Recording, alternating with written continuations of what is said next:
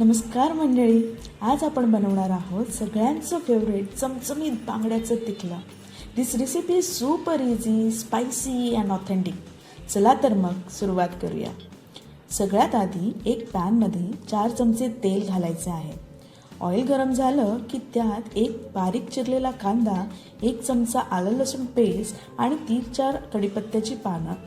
आता हे सर्व मिश्रण व्यवस्थित परतून घ्यायचे बरं का, till it turns golden brown. आता कांदा व्यवस्थित परतून घ्यायचा आहे. Once the onions are soft, add अर्धा चमचा हळद आणि 1 चमचा तिखट. Look at that colour, it smells amazing already. आता वेळ आहे मेन हिरोची. ॲड दी स्वच्छ धुतलेला बांगडा in to the pan.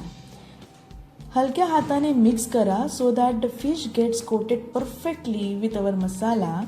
Take your time and stir it gently.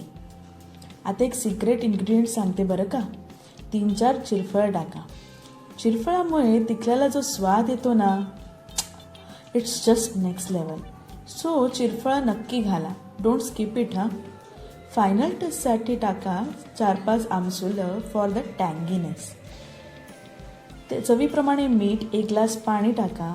आता झाकून ठेवून त्याला 3-4 मिनिट एक छान वाफ द्या. अँड देअर यू गो, आपलं हॉट अँड स्पायसी बांगड्याचं तिखलं रेडी आहे. Serve it with the steam rice.